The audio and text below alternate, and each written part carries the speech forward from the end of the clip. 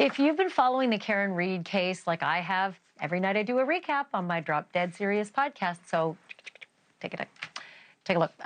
You may be forgiven if you feel like you are rewatching an old movie.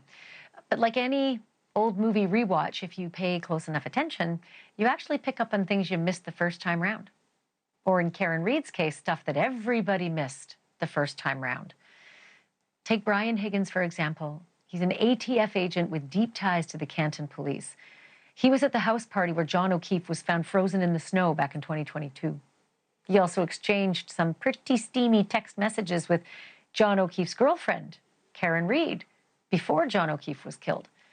If you believe Karen's lawyers, he was part of a cover-up, that police officers at that party killed John O'Keefe and then staged him out on the lawn to make it look like Karen hit him with her SUV.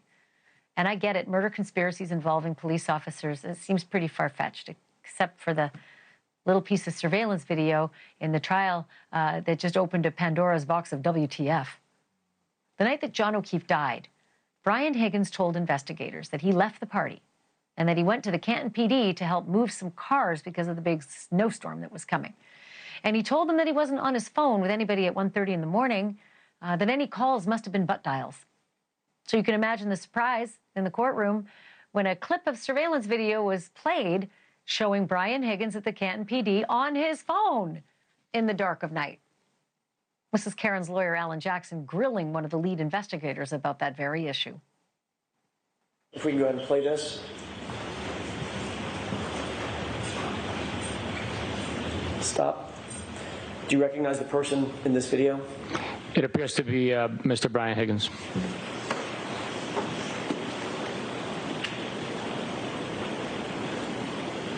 Okay.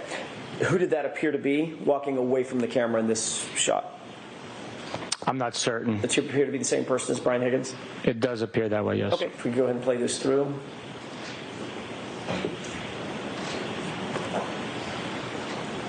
Pause. Does it appear from this video that the person has anything in his hand? I really can't tell. What do you see in that video? It appears to be an individual wearing a black beanie hat, black dark colored sweatshirt with some design on it, and something illuminating by his face. Usually when I have something illuminating by my face, it's actually a phone. It would really be great to get a look at the forensic records on Agent Brian Higgins' phone, you know, to see who he was calling that late at night. But nobody can do that because Agent Brian Higgins ditched that phone and trashed the SIM card just after John's death. Curious, I know. And any data that the cops have from his phone came from Agent Brian Higgins himself, you know, the honor system.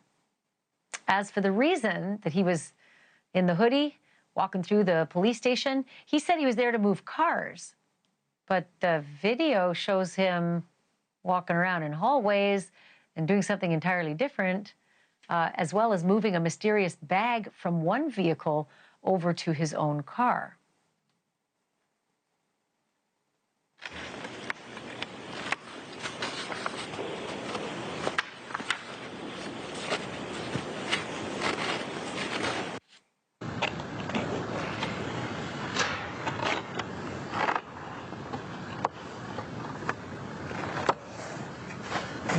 It's a pretty snowy night.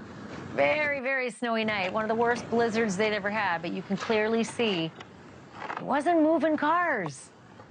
It looked like he had a big bag that he was moving into his car. So again, just very curious stuff. And if all of this looks new to you, me too. This didn't make it into the first trial. So what's in the bag? And what was Agent Higgins doing at the cop shop that night on his phone at 1:30 a.m.? Maybe this is the reason that prosecutors decided not to call him in their case in chief this time round.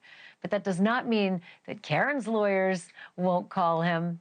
So I'd stay tuned on that one. Thank you for watching. Subscribe below and download our NewsNation app right now on your phone, and you will get fact-based, unbiased news for all Americans.